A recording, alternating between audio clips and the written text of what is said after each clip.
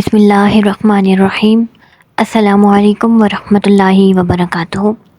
میں آپ لوگ کی اپنی مہوش فاطمہ۔ آئی ہوپ آپ سب لوگ بہت اچھے ہوں گے اور دعا ہے رب کریم ہم سب کو ایمان کی بہترین حالت میں رکھے۔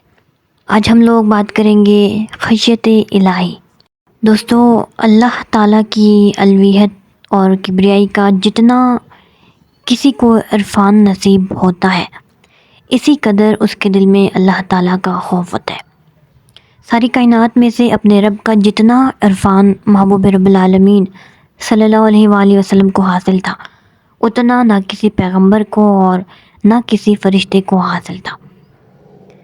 اسی لیے سرکار دو عالم صلی اللہ علیہ وآلہ وسلم کے قلب کریم میں اللہ تعالیٰ کا جتنا خوف تھا، کوئی فرشتہ، کوئی مقبول بارگاہ الہی، کوئی نبی، کوئی اولو العزم رسول اس مقام پر رسائی حاصل نہ کر سکا۔ الشفاء جلد نمبر 1 صفحہ 185۔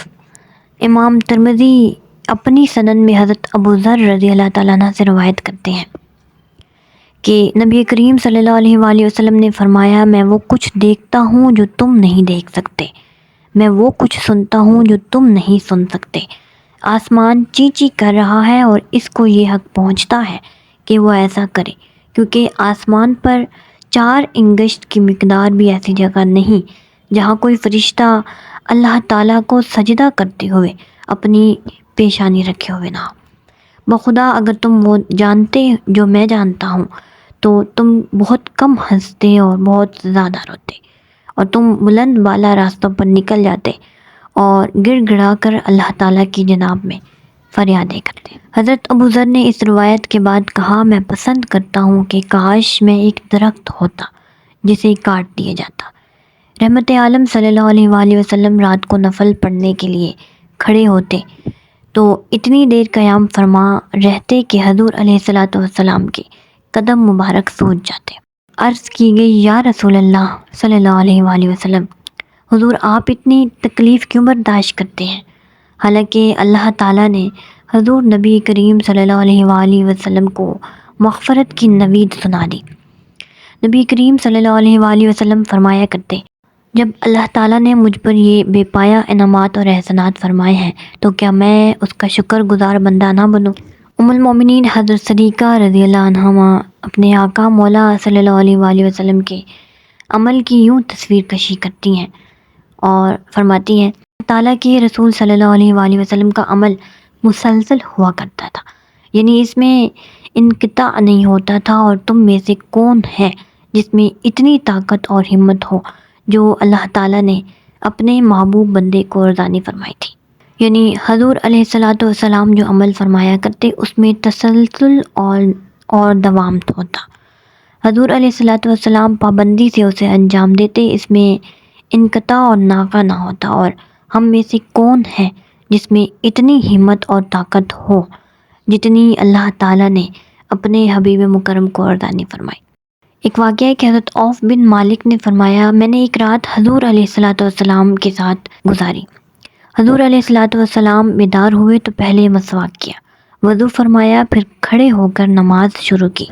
میں بھی اپنے آقا کے ساتھ کھڑا ہو گیا۔ سرکار دو عالم صلی اللہ علیہ وآلہ وسلم نے سورہ بقرہ سے تلاوت کا آغاز کیا۔ جہاں بھی کوئی رحمت کی آیت آتی تو حضور علیہ الصلوۃ والسلام رک جاتے اور اس رحمت کے بارے میں التجائی کرتے رہتے۔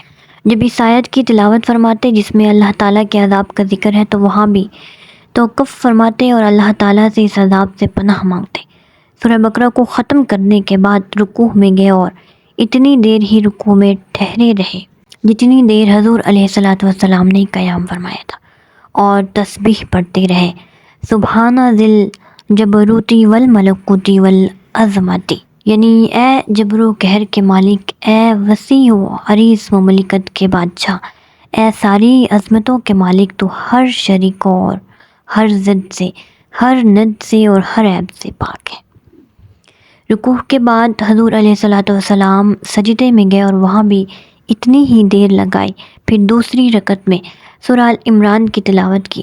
حضرت حذیفہ رضی اللہ عنہ یہی روایت نقل کرنے کے بعد فرماتے ہیں، سجدہ نحون من قیامہ، جتنی دیر حضور علیہ الصلوۃ والسلام نے قیام فرمایا اتنی دیر ہی سجدے میں تسبیح و تحلیل کرتے رہے، پھر 2 سجدوں کے درمیان جلوس فرمایا اور یہاں بھی اتنی دیر لگائی۔ چنانچہ نبی کریم صلی اللہ علیہ وآلہ وسلم نے ان نوافل میں سورہ بقرہ، آل عمران، سورہ نساء اور سورہ المائدہ تلاوت فرمائی۔ خشیت الہی کے ٹاپک کو مختلف اسالیب سے رحمت دو عالم صلی اللہ علیہ وآلہ وسلم نے بیان فرمایا ہے۔ ہر ادا نرالی ہے، ہر اسلوب دلکش اور دل فریب ہے۔ حضور علیہ الصلوۃ والسلام کی شان خشیت الہی کو حضرت ابو ہریرہ ارشاد نبوی سے یوں بیان کرتے ہیں: سبل الہدی جلسات صفحہ 94۔ شیخین حضرت ابو ہریرہ سے روایت کرتے ہیں کہ اللہ کے پیارے رسول صلی اللہ علیہ وآلہ وسلم نے ارشاد فرمایا: میانہ روی اختیار کرو، سیدھے راستے پر چلو، اچھی طرح جان لو کہ کوئی شخص اپنے عمل کی بنا پر نجات نہیں پا سکتا، کوئی شخص محض اپنے عمل سے جنت میں داخل نہیں ہو سکتا۔ لوگوں نے عرض کی: یا رسول اللہ آپ بھی؟ فرمایا: میں بھی، مگر یہ کہ اللہ تعالیٰ اپنی رحمت و فضل سے مجھے ڈھانپ لے۔ حضرت ابو ہریرہ رضی اللہ عنہ سے مروی ہے کہ جب سخت ہوا چلتی یا بادل کے گرجنے کی آواز سماعت فرماتے تو شدت خوف سے حضور علیہ الصلوۃ والسلام کی رنگت تبدیل ہو جاتی اور اس خوف کے اثرات حضور علیہ الصلوۃ والسلام کے چہرے سے معلوم ہونے لگتے۔ تو دوستو یہاں پر علامہ زینی دہلان نے یہاں ایک لطیف نقطہ تحریر فرمایا ہے۔ عرض کرتے ہیں کہ اللہ تعالیٰ کے خوف کے کئی درجات ہیں اور ہر درجے کے الگ الگ نام تجویز کیے گئے ہیں۔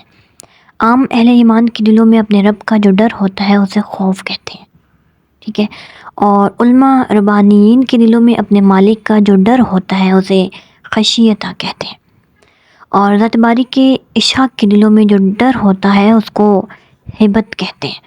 بارگاہ رب العزت کے مقربین کے دلوں میں جو ڈر ہوتا ہے اس کو اجلال کہتے ہیں، اور حضور علیہ الصلوۃ والسلام تمام محبین اور مقربین سے اکمل و افضل تھے، اس لیے حضور علیہ الصلوۃ والسلام کے قلب مبارک میں اپنے خداوند قدوس کا جو ڈر تھا وہ ہیبت و اجلال کا جامع تھا۔ پروردگار عالم کے تمام عشاق اور مقربین میں جو شان حضور علیہ الصلوۃ والسلام کی تھی وہ اکمل و افضل تھی، چنانچہ حضور علیہ الصلوۃ والسلام کے دل میں اپنے خداوند قدوس کا جو ڈر تھا وہ ہیبت و جلال کا جامع تھا۔ نبی مکرم صلی اللہ علیہ وآلہ وسلم نے اپنی شان رفیع کی طرف اشارہ کرتے ہوئے فرمایا: زینی دہلان السیرۃ النبویہ جلد 3 صفحہ 254 میں ہے کہ تم سب سے زیادہ اللہ سے ڈرنے والا، سب سے زیادہ اللہ کی شان جمال و کمال کا جاننے والا ہوں۔ دعا ہے کہ رب کریم اپنا خوف ہمارے دلوں میں پیدا کیے رکھے اور ہمیں دین کا مکمل علم عطا فرمائے اور ہمیں اس پر مکمل عمل پیرا ہونے کی توفیق عطا فرمائے، اور ہمارے دلوں میں ہمیشہ رب العالمین کا خوف قائم رہے تاکہ ہم غلط کاموں سے دور رہ کر اور خود کو اصلاح کی طرف لے کر جائیں، نیک کام کریں۔ آمین ثم آمین۔